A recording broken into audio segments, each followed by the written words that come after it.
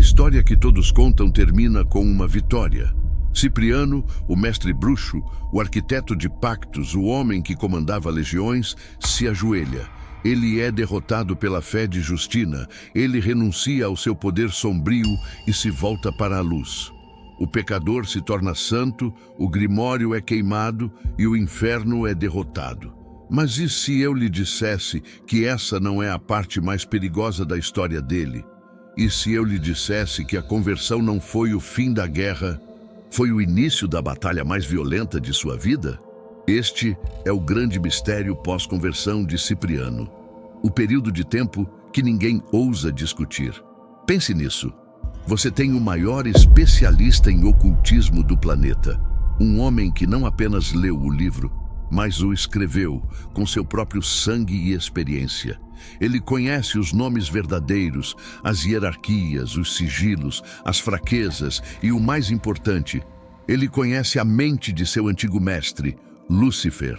E agora, esse homem trocou de lado. Ele não é mais um servo das trevas.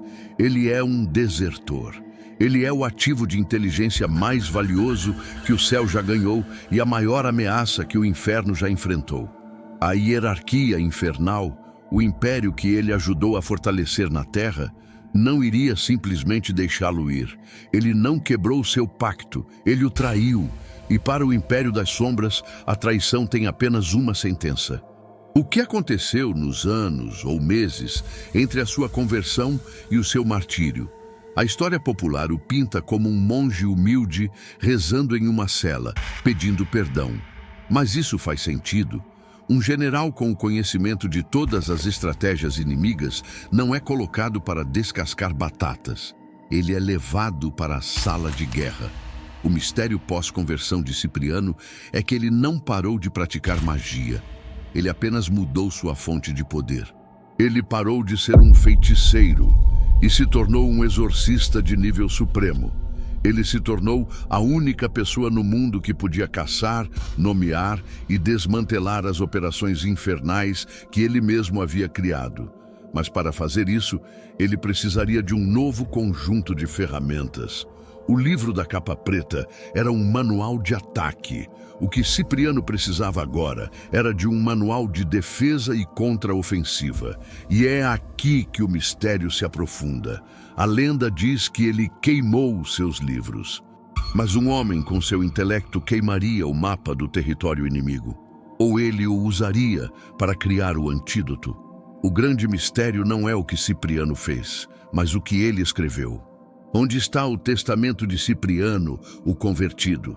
Onde está o livro da capa branca, o guia de libertação que detalha, passo a passo, como desfazer cada ritual, como quebrar cada pacto e como proteger uma alma contra as mesmas forças que ele um dia comandou? Esta é a história do que aconteceu quando o maior caçador se tornou a caça. E então decidiu caçar de volta. Este testamento perdido não seria um livro de orações mansas, seria um manual de guerra espiritual, escrito pelo general mais experiente de todos. O livro da capa preta ensinava como abrir as portas. Este novo testamento ensinaria como trancá-las para sempre. Pense no que estaria nessas páginas. Cipriano, o convertido, não precisaria de teorias. Ele tinha a prática. A primeira sessão seria, sem dúvida, sobre diagnóstico. Ele ensinaria como identificar a assinatura de cada demônio. Ele diria: eu conheço Astaroth. Ele ataca através da vaidade e sussurra dúvidas lógicas. Para expulsá-lo, você não deve usar a força, mas sim a humildade que o cega. Ele detalharia como Beelzebu corrompe através da gula e do poder material, e como sua influência deixa um rastro de decadência física. Ele criaria o primeiro verdadeiro manual de perfilamento demoníaco do mundo. Ele não estaria adivinhando. Ele estava lembrando de seus antigos colegas. A segunda parte seria sobre a quebra de contratos. Cipriano foi o mestre dos pactos de sangue. Quem melhor para ensinar como anulá-los? Ele revelaria o princípio que aprendeu da maneira mais difícil com Justina, a lei da jurisdição. Ele escreveria que um pacto com o inferno só é válido enquanto a alma concorda com ele.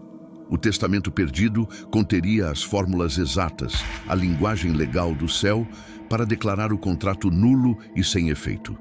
Não seria um pedido de perdão, mas uma declaração de mudança de soberania, um documento espiritual que transfere a posse da alma de volta para o Criador.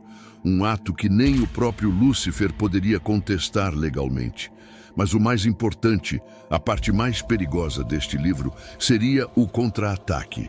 Cipriano sabia que as forças que ele conjurou não desistiriam facilmente. Elas o estavam caçando. Seus antigos mestres agora eram seus inimigos mortais, e eles enviaram tudo o que tinham contra ele. O mistério pós-conversão é que Cipriano sobreviveu a essa perseguição. Como? Ele não estava mais protegido pelo círculo de sal e sigilos demoníacos. Ele estava protegido por algo que ele descobriu ser infinitamente mais poderoso: a magia branca que ele tanto desprezou. Ele começou a usar os nomes sagrados de Deus, não como ferramentas de comando para subjugar demônios, como ele fazia como bruxo, mas como chaves de invocação para a proteção divina. Ele descobriu que a verdadeira teurgia não era sobre forçar anjos a fazer sua vontade, mas sobre alinhar sua vontade com a deles. Este testamento perdido seria o manual definitivo de exorcismo. Ele não conteria apenas orações, mas armas. Ele detalharia quais salmos específicos criam uma barreira vibracional contra espíritos noturnos. Quais nomes de arcanjos devem ser invocados para quebrar maldições de vingança? E o mais importante de tudo, como usar o símbolo da cruz, não como um ícone passivo, mas como uma lâmina astral capaz de cortar as correntes que ligam uma alma às trevas. Ele pegou todo o seu conhecimento de ocultismo, toda a sua compreensão de energia, símbolos e vontade, e simplesmente inverteu a polaridade. Ele apontou o canhão para o outro lado. Esta guerra não podia durar. Cipriano, o desertor, era muito eficaz. Cada alma que ele libertava, cada contrato que ele ensinava a quebrar, era uma derrota humilhante para o Império das Sombras. O inferno não podia mais atacá-lo espiritualmente. A proteção que ele ganhou de sua nova fé era absoluta, como a de Justina. Seus antigos mestres não podiam tocar sua alma. Então, eles fizeram o que sempre fazem quando perdem no plano espiritual. Eles mudaram o jogo para o plano material. Eles começaram a atacar seu corpo, sua reputação e sua liberdade. O grande mistério pós-conversão de Cipriano é que o seu martírio não foi um simples ato de perseguição religiosa. Foi a operação final de retaliação de seus antigos mestres. Os demônios que ele não podia mais ser forçado a obedecer usaram sua influência sobre outros humanos, os magistrados, os governadores, os sacerdotes pagãos. Eles sussurraram nos ouvidos certos: "Este homem é perigoso." A ironia foi brutal. As mesmas autoridades que ele um dia manipulou com feitiços agora eram manipuladas contra ele pelas forças que ele abandonou. Eles o prenderam, não como um santo, mas como um subversivo, um traidor. E então, ele foi levado ao tribunal. Este não foi um julgamento humano. Foi o seu último confronto, sua última tentação. O ultimato não foi apenas renuncie a Cristo.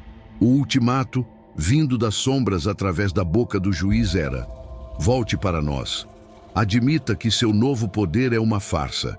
Diga a todos que o seu antigo mestre é o verdadeiro dono do mundo.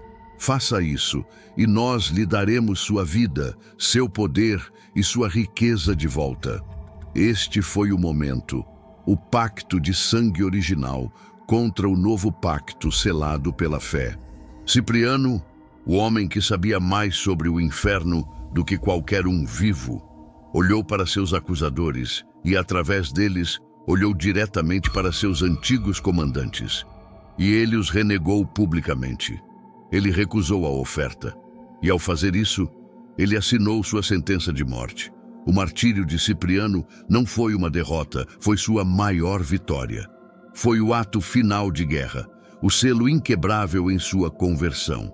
Ao derramar seu próprio sangue, não mais em um ritual sombrio para selar um pacto com o inferno, mas como um mártir por sua nova fé, ele purificou permanentemente sua alma e provou sua lealdade final.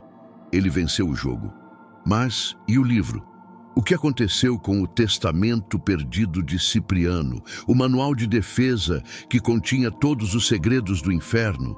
Esse é o mistério final. Alguns dizem que ele foi destruído por seus perseguidores, que temiam seu poder tanto quanto temiam o Grimório original. Outros sussurram que ele foi salvo por seus próprios discípulos, os primeiros exorcistas cipriânicos, e que ele permanece escondido, uma arma secreta guardada por uma sociedade secreta, esperando a hora certa para ser revelado. A verdade é que o livro da capa preta, o manual da escuridão, sobreviveu abertamente. Mas o seu antídoto, o livro da capa branca, tornou-se o maior segredo do ocultismo, perdido na história, exatamente como seus inimigos queriam.